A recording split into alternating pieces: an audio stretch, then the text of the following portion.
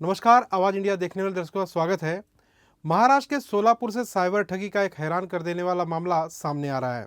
बता दें कि आजकल आए दिन साइबर ठगी के मामले सामने आते रहते हैं, लेकिन सोलापुर के पेट्रोल पंप पर साइबर ठगी का मामला जरा हटकर है। मिल रही खबर के मुताबिक सोलापुर शहर के डफरिन चौक स्थित सुपर पेट्रोल पंप से जहां एक युवक पेट्रोल भराने आया, उसने पेट्रोल पंप कर्मचारी से टंकी फुल करने को कहा। इसके बाद पता चला कि पैसा फर्जी फ़ोन पे से ट्रांसफ़र किया गया था। हालांकि पेट्रोल पंप कर्मचारी को शक हुआ और उसने युवक को रोका और उसका अकाउंट चेक किया तो पता चला कि पैसे ट्रांसफ़र नहीं हुए हैं।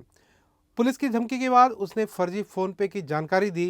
चोरी पकड़े जाने के बाद इन युवकों ने माफ़ी मांगी और किसी और से पैसे मांगे और दूसरे ऐप के जरिए पैसे ट्रांसफ़र कर दिए। पेट्रोल भरला आणि 1100 रुपयाचा पेट्रोल भरला आणि स्कॅन केला आणि मग आलं म्हणून सांगितलं मुलाकडे तो स्कॅन दिसला नाही। मला ते बोललो मुलाने की स्कॅन दिसत नाही। मी माझ्या मोबाईलला बघितलं, माझ्या मोबाईलला स्कॅन दिसला नाही। मग त्याला म्हणलं स्कॅन दिसत नाही, तो झाला म्हणतो तो मला दिसला नाही। मग परत बघू म्हणलं, माझा मोबाईल बघितला, माझ्याकडे दिसत नव्हता, त्याकडे दिसत होता। म्हणलं मग सर्व प्रॉब्लेम असेल तर थांबा म्हणला। तो परत साईडला गेला। मग कोणाकडनं तरी त्यांनी परत टाकायला लावला, ते पैसे परत माझ्याकडून आल्यानंतर पैसे आले म्हणून सांगितलं, तो गेला निघून असं।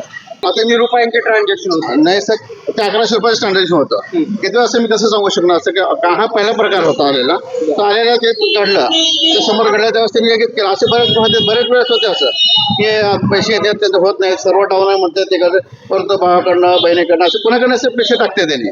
आता बरेच किस्सामध्ये होते असं, सर्व डाऊन असतं तर होते। ऍक्च्युअली म्हणजे आम्ही कसं ओळखू शकत की हा नाही प्रॉडक्टचं काही कसं ओळखणार त्याच्याकडनं, मग ते लगेच दिलं पैसे। असं काही फसवणूक होऊ नये, मग प्रत्येकाने सतर्क राहावं। म्हणजे स्कॅन कोड झाल्याशिवाय त्याने कस्टमरला सोडू नये। किती वेळ लागतो? एक अर्धा मिनिट 1 मिनिटानंतर ते येतं आमच्याकडे, येतं त्याच्याकडे रिटर्न जातं। दोन्हीपैकी एक होतं, त्यानंतर त्यांच्याकडे रिटर्न आमच्याकडे नाही आलं तर आम्ही थांबवून घेतो, आमच्याकडे आल्यानंतर त्यांना सोडतो, तोपर्यंत त्यांना सोडत नाही। यामध्ये नेटवर्क इश्यू असण्याची शक्यता आहे, नेटवर्क इश्यू आहे, दररोज इश्यू आहे, त्यामुळे येतो तेव्हाच आम्हाला काय कळत नाही का फ्रॉड आहे का काय ते।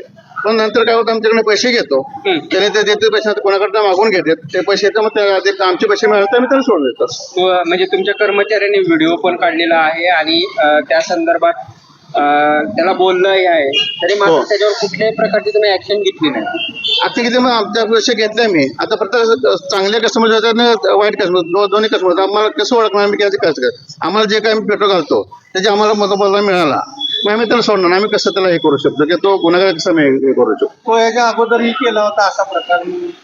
नाही, आमच्याकडे आले ते पैसे घेतात आणि दिले जातात, असं बऱ्याच वेळेस होतं असं। आता बरेच कस्टमर आता यांच्या पण काय वेळेस येतात कस्टमर, त्यांचं काय वेळेस स्कॅन होतं, काय वेळेस होत नाही, सर्वच डाऊन असतो, प्रॉब्लेम असतो, त्यावेळेस परत त्यांनी आणून देतात पैसे, काय घरी येऊन दुसऱ्या दिवशी आणून देतात, असे काय प्रकार घडतात आमचं। नाही असं नाही। पोलिसात काय ह्या बाबतीत तक्रार पोलिसांची काय नाही, अजून काय आम्ही केलेले नाही। आमचं तसं अजून परत आला तो आवश्यक त्यांना पकडून ठेवू, आम्ही पोलिसात 100% देऊ। ओके।